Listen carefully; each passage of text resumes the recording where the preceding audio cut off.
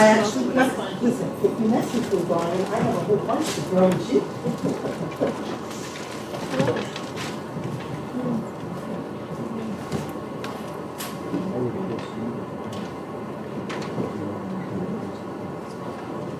So, is everybody here? So let's just wait for that. Her pages are on it. Her pages are on it.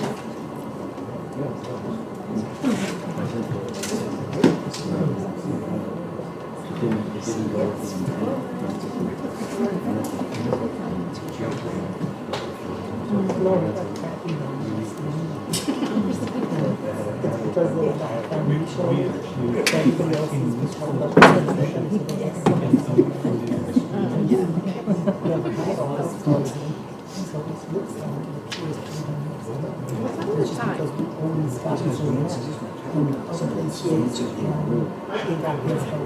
No, one of the things So it looks like 50% versus like 50%. If it were, Just has that. yeah. Marisol.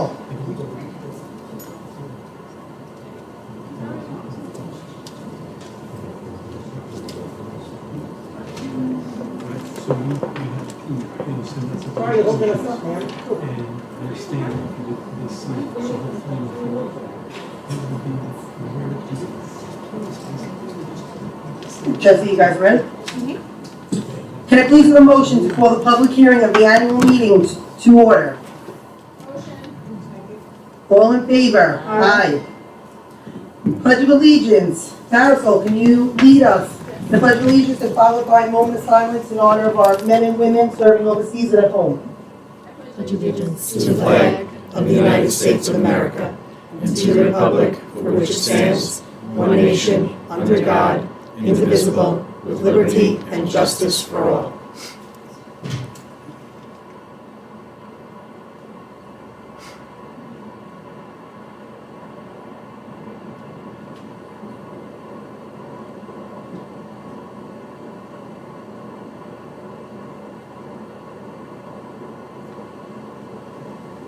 Thank you. Will the district clerk please call the roll? Mrs. Kennedy? Mrs. Mallon? Present. Mr. Murphy? Mrs. August? Dr. Adams? Present. Mrs. Napolitano-Curto? Present. Mr. Spencer? Present. Mr. Colhetar? Present. Mr. Hauser? Present. And Mrs. Coffey? Present. Mr. Hauser, will you present the 2023-2024 proposed budget? Yes, thank you. I'm going to stand up. Can you guys hear me in the back there? You good? Do you want me to grab the mic so they can hear you? We can do that. Only because of the people at home too. I got the podium blocked. All right, so, good evening and welcome to the budget hearing. I will try to make this as exciting and interesting as possible, but like every presentation that involves numbers, that doesn't always happen. So as we proceed, I'm going to try to go as slow as I can to make this presentation understanding so that you'll be able to follow it. And hopefully at the end, we'll have a chance to answer some questions.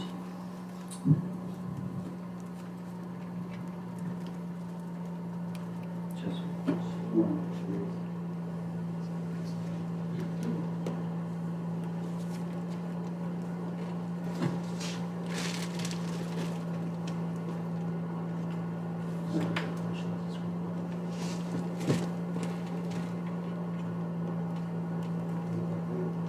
Every time.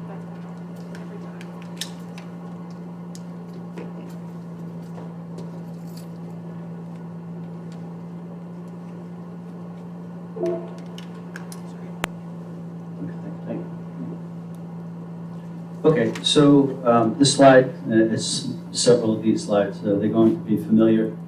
This is actually the 8th presentation of the budget process here. Down at the bottom, I highlighted in yellow where we are actually at, which is the budget hearing. One key thing I do want to make note of, and I know it might be difficult for you to see back there, but I put this line here, which is the state legislative budget, the school aid estimate. So back on April 18th, when the board met to adopt the proposed budget, we still had not heard from the governor or the state legislature about the final state aid numbers. So the budget was adopted, the proposed budget was adopted, and then subsequent to that, just after the 1st of May, the governor and the legislature released the final state aid numbers. And on a positive note, and I'll show a slide with this, our state aid actually increased about $260,000 from the initial proposal back in February.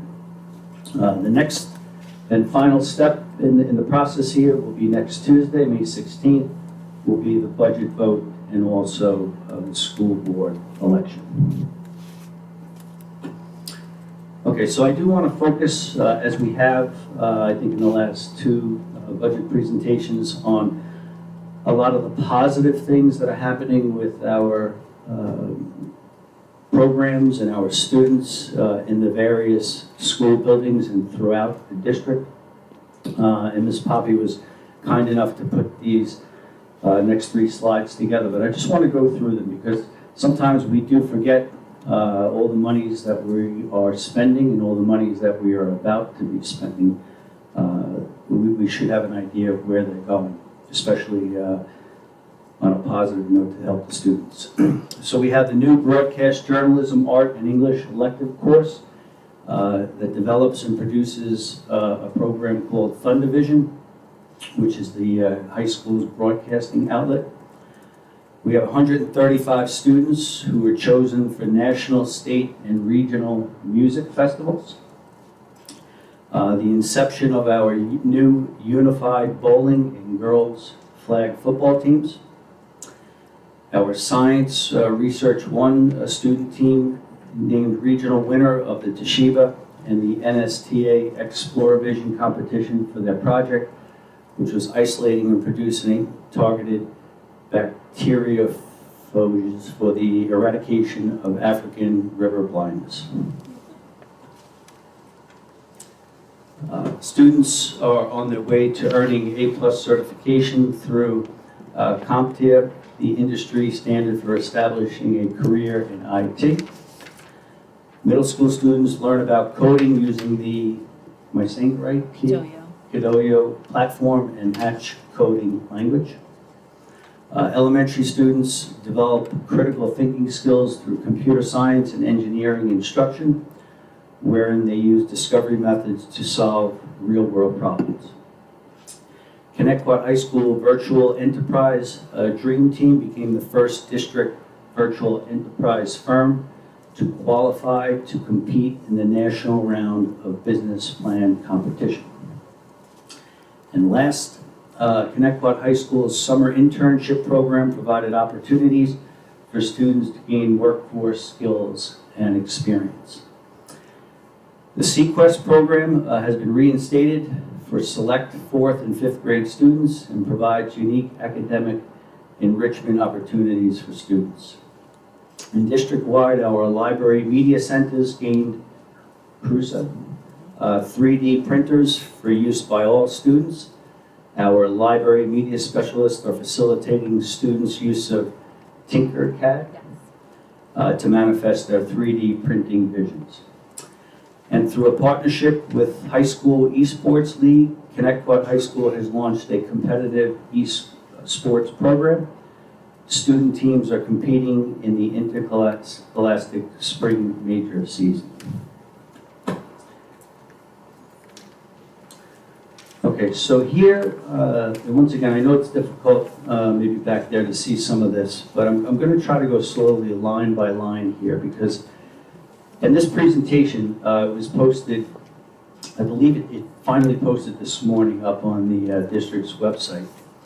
So it'll be there as well for anyone to see.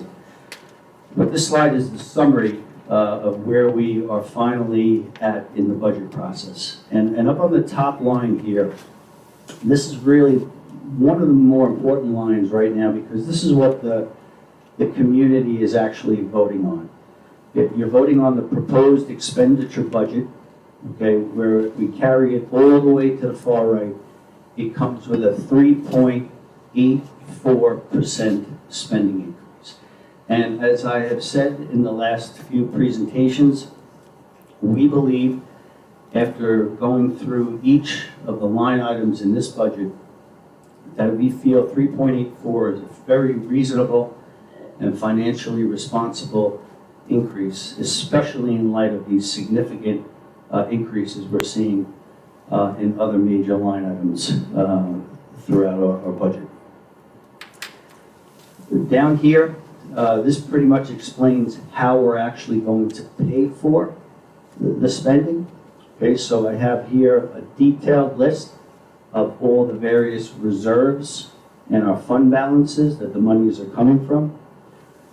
Right, I highlighted state aid here because, as I mentioned a little earlier, when the governor and the state legislature released the final aid number, and our aid went up approximately $260,000, I'm going to say this loudly.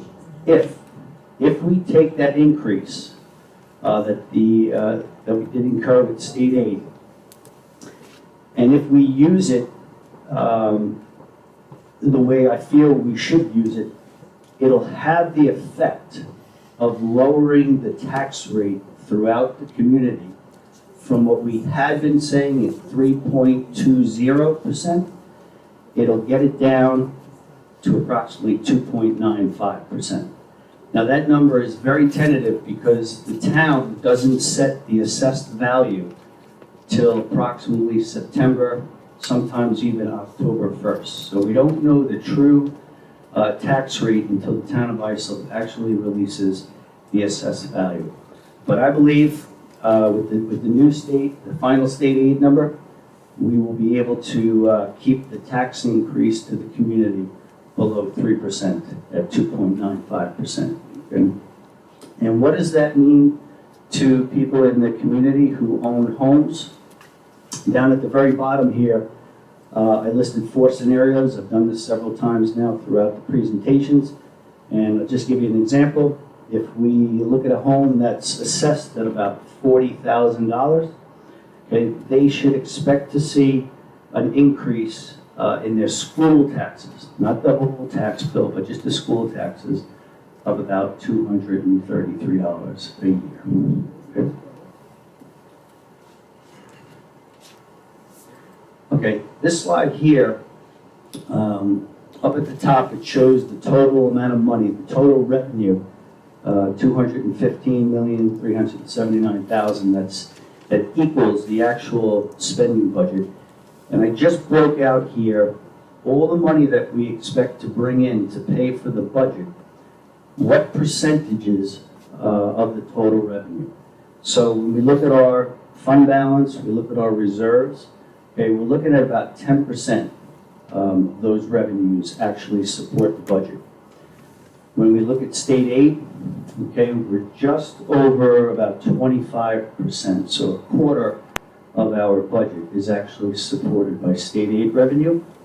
And then we look at the tax levy, the amount of money that the residential, commercial are levied, that's almost 2/3 of the budget. Okay, so I just broke this out a little bit so you can see where the sources of revenues are coming from. This slide here just shows our school district. The next slide I'm going to do a comparison of 2 other districts. But this slide here just shows when the governor back in February released the initial state aid numbers, okay, we were looking to see our state aid get decreased in total. But what I want to be really careful here is when people talk about state aid, okay, state aid is made up of about 11 different lines. So when we try to compare, say, Connecticut to our neighboring districts, we should be very careful to take a look at each one of these lines and how we are affected and also how other districts are affected. But back in February, we were slated to have a decrease of about $113,000 in our total aid, when the governor finally released the state aid numbers, about May 1st, we actually saw a positive 151,000, which translated into about 0.25% increase in state aid. So if you take what I would call the swing, all right, of the negative 113, and you add it to the 151, somewhere around $264,000 was the positive, okay? I am going to focus on the next slide on the foundation aid, all right? As you can see, of our total aid, 56 million, 35 million is foundation aid. So I think that's an important one to spend a little bit of time on. The others certainly are important, but that one I think is going to help explain state aid a little bit. So here's a slide that I put together because I was receiving a lot of questions about neighboring districts and how come they're receiving so much state aid, yet Connecticut is only getting a small 0.25% increase. So what I did is I took each of the lines for state aid that we receive, and I put down Smithtown School District, okay, and I also put down Central Islip School District. I just picked those two because those are the questions that I was getting, especially Central Islip. How come they're getting a 28% increase in state aid? Why is Smithtown getting a 7% increase, and yet we seem to be getting this small increase in state aid? So I highlighted foundation aid. And as you can see, Connecticut, we got our 3%, okay, that's the minimum. That's the minimum the school district will receive in state aid. You come over to Smithtown, they got 12.83% increase in foundation aid. And then if you look at Central Islip, they got a 37% increase in state aid for foundation aid. So the question is, why? Why did Connecticut get such a small amount compared to those two districts? I don't want to get into this elaborate formula that makes up foundation aid because I think it might be a little too complicated and it might not go as smooth as I try to explain it. But one of the examples I wanted to try to highlight here is, if you look, there's 4 pieces of information I put down here about each of the 3 districts. One of them is what's called the combined wealth ratio. The other is what they call the weighted student enrollment. Then I put the foundation aid per student, and then I put the total foundation aid that a district should receive, okay? So what's important here is the combined wealth ratio, which takes into consideration the amount of money that a school district, let's say the homeowners, might show on their tax returns, okay? Connecticut, 1.0 is the state average. Connecticut is just about 5% over the state average. So we're pretty much in line with what the state says the wealth ratio should be of a school district, okay? If you come over here to Smithtown, they have a number of 1.35. So Smithtown technically has a wealth ratio that's 35% beyond what the state average is. So we're looking at a district that's they're wealthier than, say, Connecticut. And then, if you come over to Central Islip, okay, they don't have the 1.0. So they don't have the average. They're only 41% of the state average. So you're looking at Central Islip not being nearly as wealthy as Smithtown, nor our district, okay? And that plays an important role, that one number, in foundation aid. The next number, the weighted average of our enrollment, okay? This is not the actual enrollment of a school district. It's weighted mainly because certain students who may be classified, special education, are weighted a little heavier, so it tends to inflate the enrollment. But For comparison purposes, you can see Connecticut, right around 6,500, Smithtown, 9,800, and Central Islip, 9,000, okay? Now, here's the very interesting number. The state calculates how much money each district should receive in foundation aid. So they've calculated our foundation aid to be a little over $5,000 per student. If you do some quick math and you take the weighted enrollment and you multiply it by how much the state should give us, okay, you come up with about $34 million, 161,000. That's important because if you do that quick calculation and that number is less than the current foundation aid, it's less than the current foundation aid, the state says, we're going to hold you harmless, and we're going to give you the minimum increase, which is at 3%. Okay? So very important, these numbers here and how they play a role in foundation aid. When you come over to Smithtown, okay, you take the 9,800 students, the state's only given Smithtown $3,300 per student, more than likely because their wealth ratio is so high, okay? You do the quick math, you come up with $33 million. Right now, Smithtown's only getting $29 million. So the state says, Smithtown, your number that we calculated is higher than what you're currently receiving. We're going to, quote, make you whole, okay? So they put Smithtown on the formula, and Smithtown winds up getting, here's the calculated number, here's their proposed aid for next year, okay? Hence, that's the reason why Smithtown is getting a 12.83% increase, okay? And I'll just carry it one step further, take a look at Central Islip, okay? A less wealthier district than us and Smithtown, they get $17,000 per student, and that's their calculated rate. If you take their 9,000 students and you multiply it by the 17,000, you come up with $160 million is the foundation aid that Central Islip should be receiving. How much are they actually receiving? $116 million, okay? So the state now steps in and says, your calculated amount is more than what we're giving you, you're gonna get the calculated amount.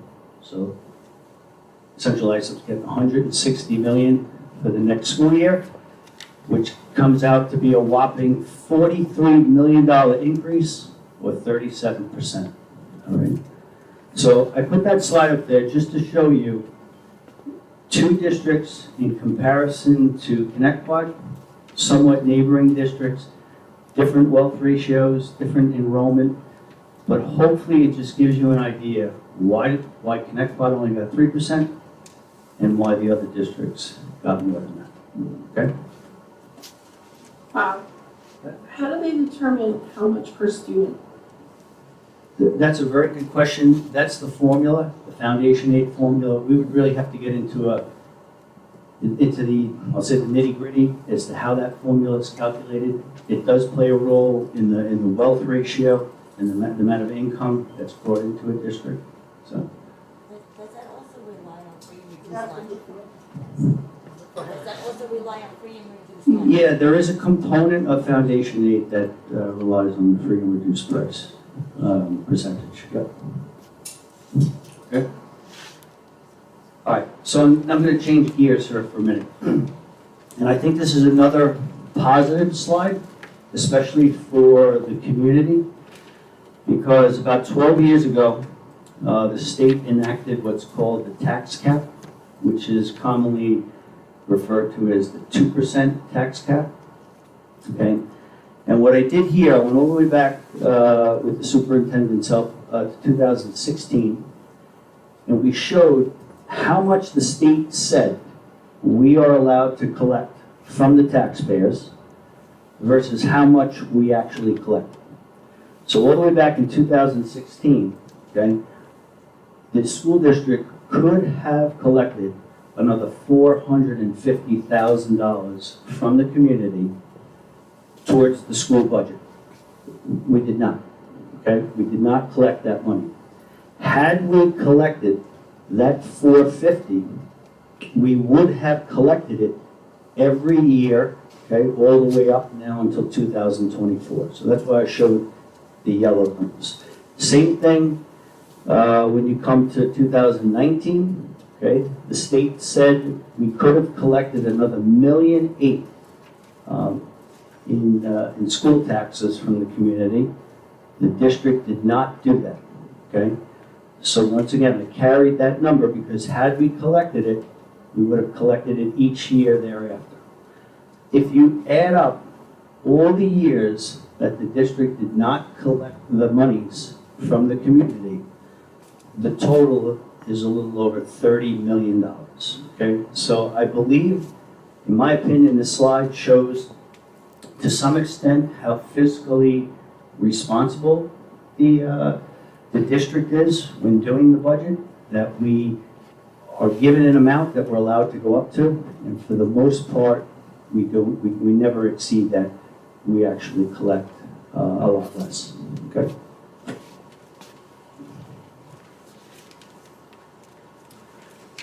And here, this is just a summary to show you where the monies that we intend to spend for the following school year, the different categories, so that you can see whether it's general support, really administration, central office, facilities, whether it be instruction, okay, transportation, the amount of money we spend on benefits for employees, the amount of money we spend on principal and interest for our borrowings, and then down here is the amount of money we spend on our school lunch program and also our special aid program in the school, which is really a summer program as an example. Okay, how does this district affect the taxpayers in the community? So I gave you one example of a home that's assessed at $40,000. I think I said around $233 on average. Here I just said, if you want to break it down by month, okay, if there's a house that's assessed at $50,000, it's about a $24 increase per month for a home that's assessed at $50,000. And I gave 3 other scenarios down here. A home that's assessed at $10,000, they should expect to see a $58 increase for the year. A home that's assessed at $30,000 should expect to see a $175 increase. And then a home that's assessed at $50,000 for the year, about a $291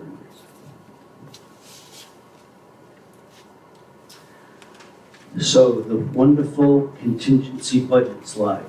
So this is what I call the doomsday slide. This is if the community does not approve the proposed budget, all right, worst case scenario, we would have to go to a contingency budget, all right? And this is part of what's called the district's 6-day notice that gets mailed out to the community, where we have to show you what would happen under that scenario. So if the proposed budget is $215 million, okay, the contingency budget is about $212. So we're looking at having to cut just shy of $3 million if we had to operate on a contingency budget. The most important thing about a contingency budget, though, if we had to operate, is right down here. For the most part, what it says is we're not allowed to collect $1 more from the community than we are currently collecting.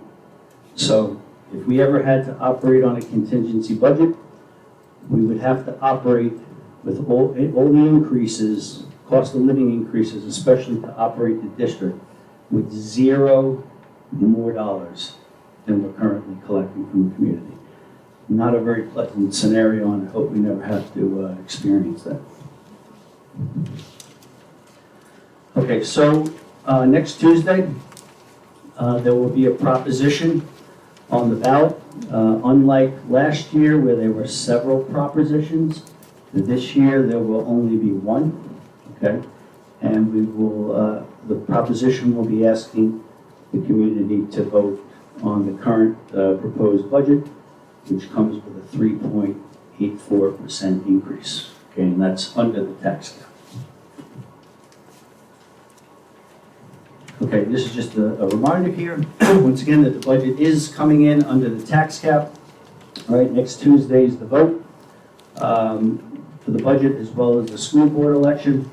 Okay, the polls will open at 8 a.m., they'll close at 9 a.m., and the voting location. 9 p.m. Thank you. 9 p.m. The high school, and the 2 middle schools. And I think that may be the last. And if you go on our district website, it'll tell you like which polling place is yours if you put your address in. Great job. Bob, that was awesome. Thank you, Bob. Great job. Thank you, Bob. Excellent presentation.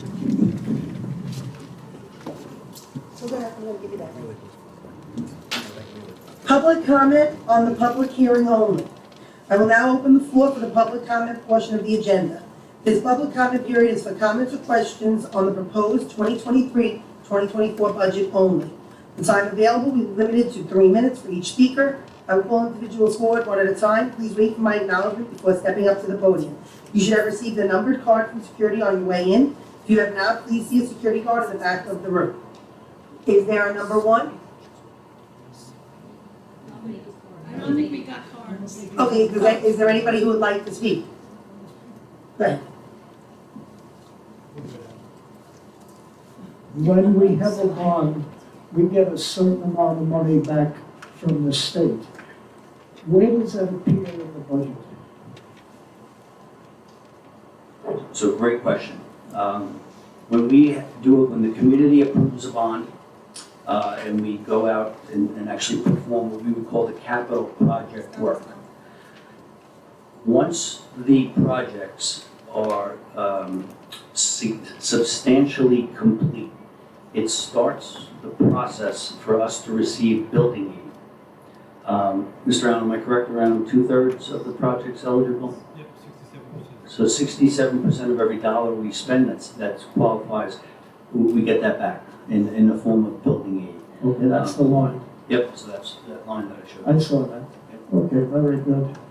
I think the elephant that we have to worry about is what the governor has told us about our buses.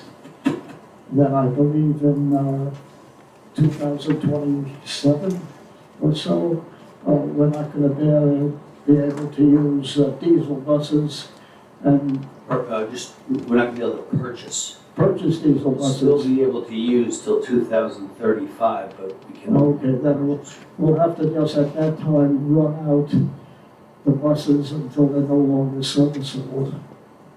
That is going to be our biggest problem. Okay. And it's just waiting around the corner. Time goes by fast. Okay. Thanks, Ed. Is there anybody else who'd like to ask a question? Come on in. Thank you. Hey, everybody, Mr. Hauser, I'm just confused, literally. Need help here. That numbers that you spoke of this evening was that we were getting an additional 3.2% increase in state aid. And that would mean that, here's the numbers I'm confused. I'll put them all together and I'll throw you the football. Okay, 3.20 additional in state aid. And another number you said about state aid was 2.95. And then when I look at your last page, that the increase to the taxpayer is 3.84%, I'm bewildered. Good questions. So number one, you mentioned the 3.20%. Right. If you and I are on the same page and we're talking about the same number, that was the proposed levy. Okay, that's how much money we were anticipating Okay, assessing the community before the governor and the legislature came out with that final state aid number. Once we got our final state aid number, and we saw the increase of about $264,000. That should be able to bring down the amount of money we need to collect from the community from a 3.20% increase to a 2.95% increase. So Okay. it talks about I think we're talking about the monies we need to Okay, collect. now I get that. So now do the 3.84%, because Yep. I'm thinking it should be 2.95, but I'm misunderstanding. I Yep. understand that.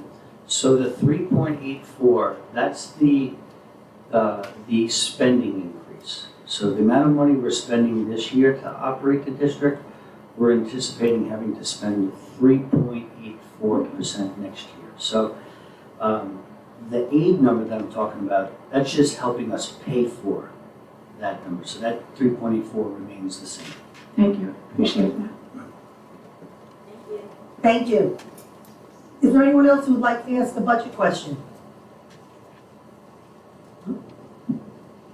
Thank you, Mr. Hauser. The board have it, the board have it. No, my question has been answered previously. Thank you. Okay, introduction of board candidates. Candidates will be able to introduce themselves to the Board of Education and may briefly provide their background, how long living in the district, family, education, and employment. No campaigning is allowed at the Board of Education meetings. The candidates will be called up based on ballot order, which was determined by a random drawing conducted by the district clerk in front of witnesses, including two candidates, Jackie DiLorenzo and April Iannatelli. I'm sorry if I said it wrong. And the superintendent. So the first Board of Ed candidate that will be asked to speak from 2023-2024 will be Jacqueline DiLorenzo. If I say your name wrong, I apologize in advance.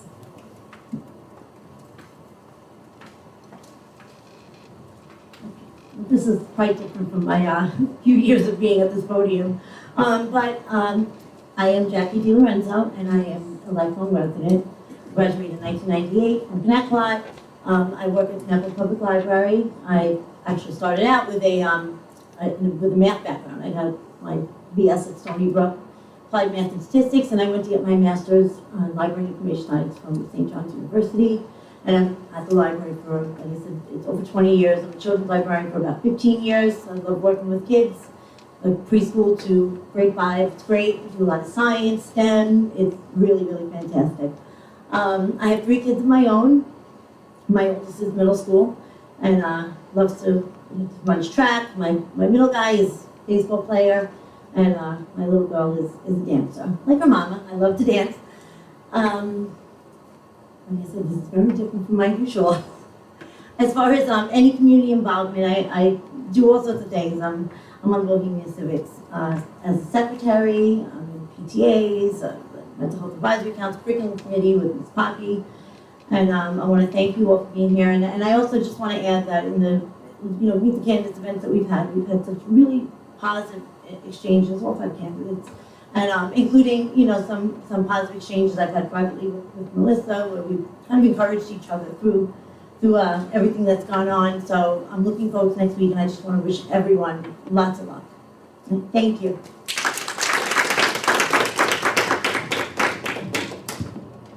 Number 2 will be Mylin Orgelis.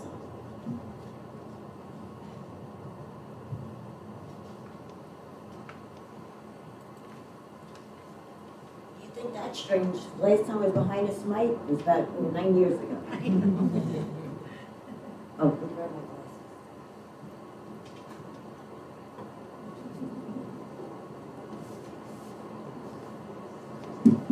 So hello, I'm Mylin Orgelis. I am married 29 years. You gotta talk into the mic so that the people at home can hear.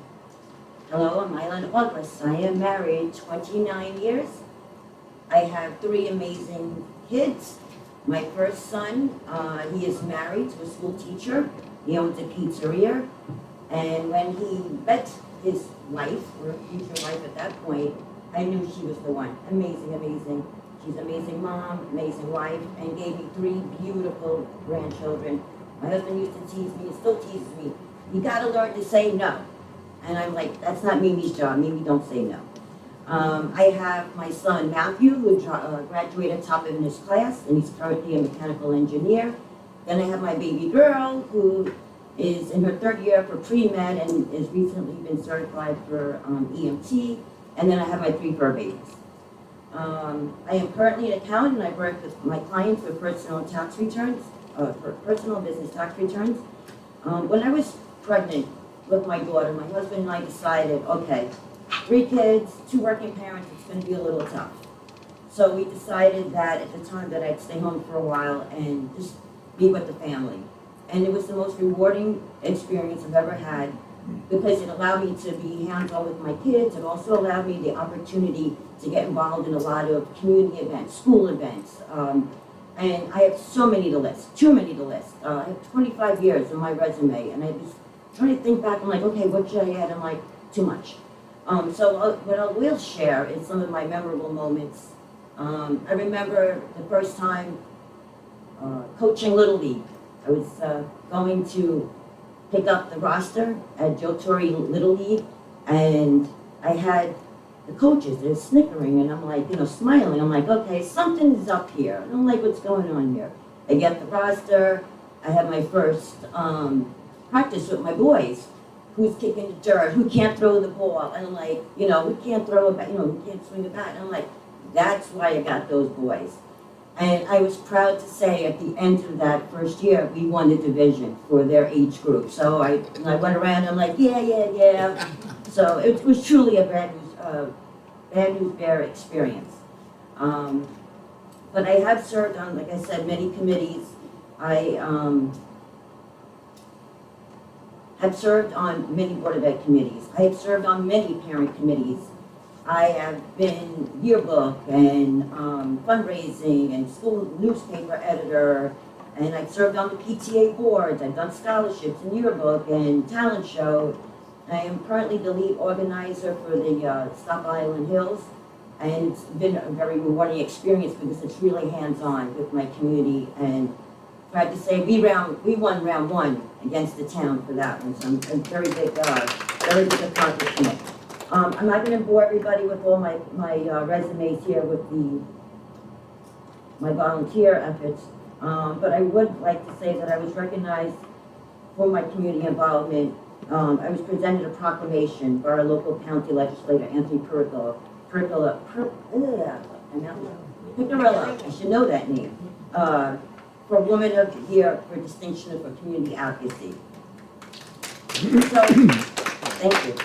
So when I reflect back on my years of volunteering, there's so many to count. And one of the things that is really stuck to my heart was when I started the talent show at Boston. I'm not going to do a long story about that. But what those kids showed me was courage and determination behind the curtain. They're a little afraid to get up on that stage. And it showed me that every time I have to go before an audience and I'm a little bit nervous, I look back at all those kids and it just impressed me that I can do it too. So I want to thank those kids who gave me the courage to speak in front of people. I just want to end with that I've been a resident of Connecticut for almost 2 decades. It was the place my husband and I chose to raise our family. I have 2 proud T-Bird graduates, and the education experiences that they had here far exceeded any expectations that I could have ever had for them. I am proud to call Connecticut my home.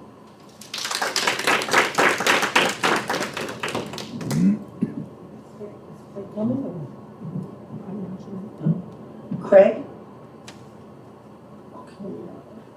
Then move on to April. Natalie?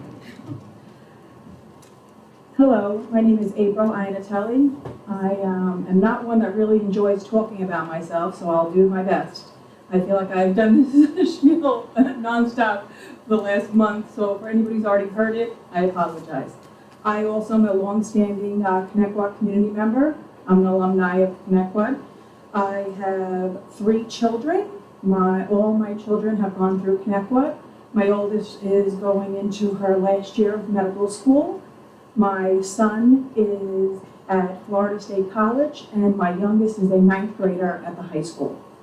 I also have served on many PTA boards. I've served in every position on those boards and have been the president. I've coached several youth soccer teams. During my time coaching, I ensured that their safety of the players was my main concern. I made sure I was CPR certified and took many classes to, again, make sure their safety was my first concern. I currently work in procurement. I work with government bids and millions of dollars a day. I am hoping that will serve me well with the budget and navigating through everything for the school and the district. You know, I don't know what else to say. All I can say is, I guess, once a T-bird, always a T-bird. Thank you. Our last candidate tonight is Melissa Torregrossa.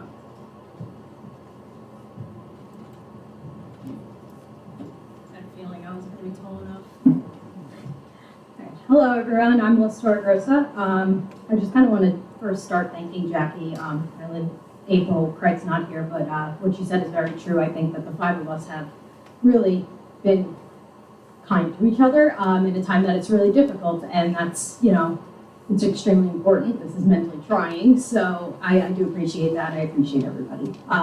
So I graduated from Connecticut in 2010, and similar to kind of what April said, and Mylan, I loved the experience I had here. I believe it set me up for the person I've become today.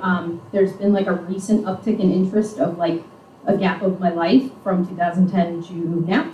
So I graduated, I went straight to Suffolk. I got my first of 2 associate's degrees because I had no idea what I wanted to do. So I did just an associate's in liberal arts, and then decided I was like, I'm just gonna work.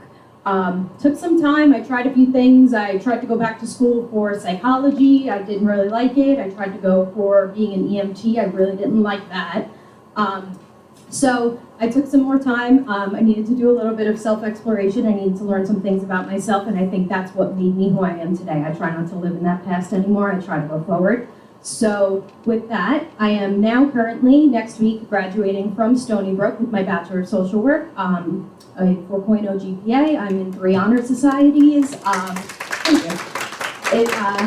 I shocked myself a lot with that, and I think that's a really cool thing. And I will begin my master's program this fall. I don't have any concern that I will graduate. It's a 1-year advanced standing program. So in 2024, it will have a specialization in community policy and political social action, because that is what's important to me.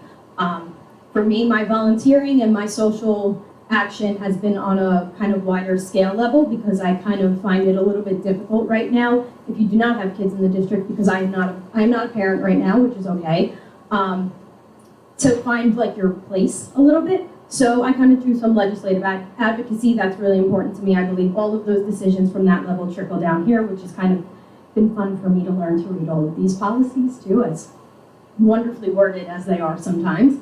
So for me, I believe that Connecticut set the basis for the person that I am with the people that are in those buildings. And I can't ever thank the district enough for who I became as a result of that, and I just want to see that continue over time. And I don't want to lose sight of that. So with that, I'm really excited. I'm really grateful for the opportunity. This is a crazy new experience I never expected to have, but I hope that everybody gets out on Tuesday and votes. I'm looking forward to it. Thanks.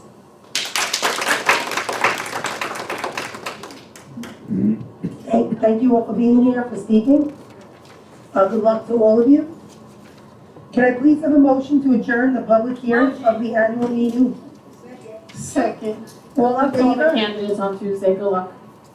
Good luck, everyone. I mean, good luck, everyone. All in favor? Aye. Aye. Have a good night, everybody. Thank you.